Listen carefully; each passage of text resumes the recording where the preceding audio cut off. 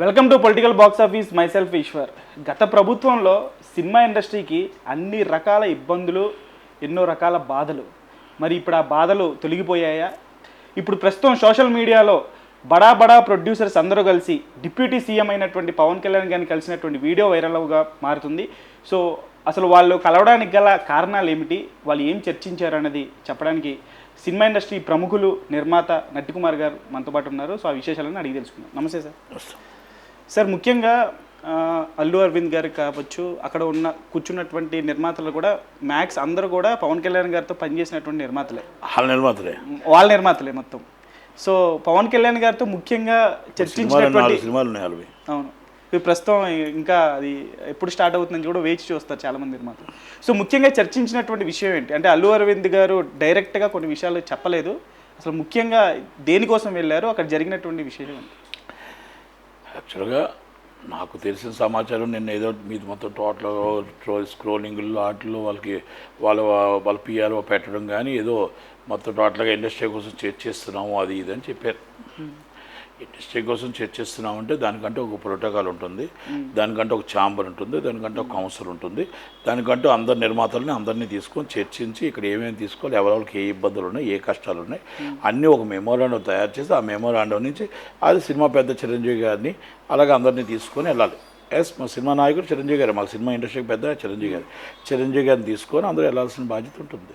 అది first protocol Chandrababu గారి దగ్గరికి వెళ్ళాలి, తర్వాత వచ్చి పవన్ కళ్యాణ్ గారి దగ్గరికి వెళ్ళాలి, తర్వాత లోకేష్ గారి దగ్గర, కందుల దుర్గేష్ గారి దగ్గరికి వెళ్ళాలి. Is a protocol. అయితే మాకు నిన్న ఆ విధంగా ప్రొటెస్ట్ చేశారు అందరూ. అయితే తీరా చూస్తే ఇప్పుడు ఇందాక నేను చూస్తుంటే కట్టసికి ఓన్లీ జస్ట్ అభినందనలు తెలపడానికి మామూలు ఎవరు ఇండివిజువల్గా వెళ్ళారు, not only chamber, not only council.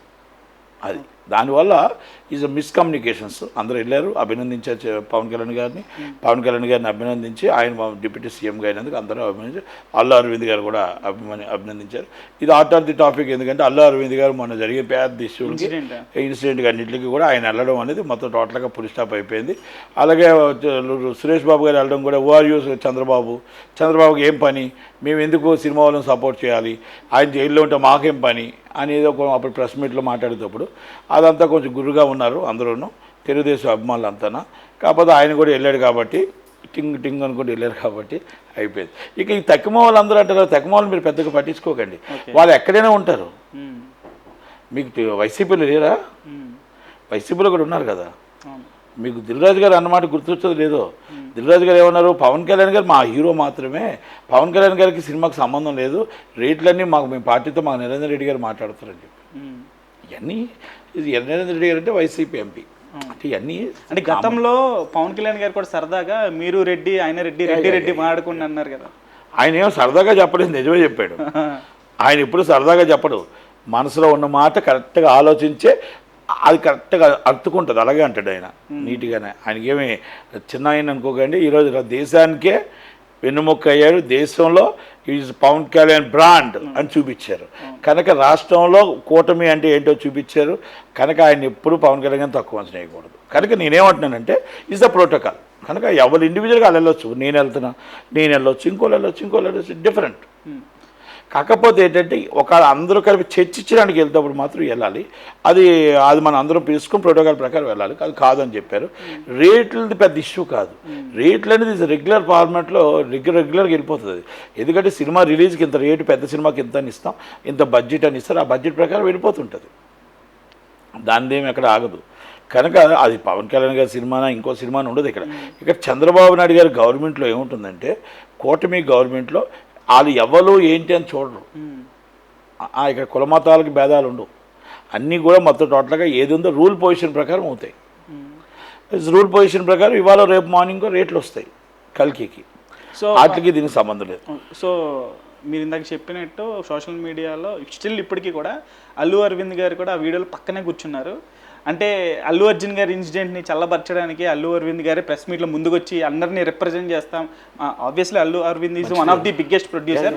So ఆయన బావ కాబట్టి పక్కనే కూర్చుంటారు, పెద్ద విషయం కదా. కాకపోతే అల్లు అర్జున్ గారి ఇన్సిడెంట్ జరిగిన తర్వాత దీన్ని సద్దుమరిగించడానికే వెళ్ళారు అన్నట్లుగా కామెంట్స్ వస్తున్నాయి. అది ఎంతవరకు నిజం అంటారు మీరు? అంటే మొన్న ఆయన కుటుంబం కొణిదెల ఫ్యామిలీ అందరూ ఆస్వాదించడానికి వచ్చి చక్కగా మంచి పండగ వాతావరణంలో ఆ రోజు వచ్చి ఉంటే కుటుంబంతో సరిపోయేది. ఈరోజు ఒక ఇండస్ట్రీ వ్యక్తిగా వచ్చారు ఆయన. ఇండస్ట్రీ పెద్దగా వెళ్ళాడు. ఇండస్ట్రీకి మొత్తం టోటల్గా ఆయన ఈజ్ ఎ బిగ్ రోల్. ఆయన is a big role, is big producer. కనుక ఆ ఇండస్ట్రీని కాపాడడం కోసం, అభినందన తెలపడం కోసం పెద్ద ఆంధ్ర నిర్మాతలతో వెళ్ళాడే తప్ప యాజ్ అ ఫ్యామిలీ ఇష్యూ అనేది స్మాల్ ఇష్యూ ఇది. కనుక ఆటోమేటిక్గా అక్కడ పవన్ కళ్యాణ్ గారు వాళ్ళు అంతా కూడా ఆటోమేటిక్గా ఇదే ఏంటి కుటుంబంలో మన ఇప్పుడు ట్రోల్ చేసే అభిమానులు చెడ్డవుతారు తప్ప వాళ్ళు చెడ్డవరు. మీరు బాగా అబ్జర్వ్ చేసుకోండి, ఎవరైనా వాళ్ళు చెడ్డవరు. ఇప్పుడు ఈ పార్టీలో ఉన్నవాళ్ళు ఉన్నారు, ఈ పార్టీలో ఉన్న అందరూ సూపర్ టీడీపీ కార్యకర్తలు నరకయాతం చూపించి, జనసేన కార్యకర్తలు నరకయాతం చూపించి మళ్ళీ వెంటనే టీడీపీకి జంప్ అయిపోతారు. అంటే ఇప్పుడు పుష్ప 2 అనేటువంటి సినిమా ఆగస్ట్ 15th వస్తామని చెప్పి సడన్గా December 6th వెళ్ళింది. దీనికి గల రీజన్ ఏంటి? వర్క్ అవ్వలేదు అక్కడ. Work problem. ఈ ప్రాబ్లమ్స్ అంటే బయట ఉన్నటువంటి నెగిటివిటీకి భయపడి జెన్యున్గా వర్క్ అనేది తప్పంటారా? జెన్యున్గా వర్క్ అవ్వలేదు. ఆయన క్రెడిబిలిటీ ఆయనకు ఉంది. ఆయన ఈజ్ ద నేషనల్ స్టార్ తప్ప మనమేమో తక్కువ అంచనా వేయడానికి లేకపోతే తక్కువ చెప్పడానికి లేదు. ఈజ్ ద నేషనల్ స్టార్ ఆయన.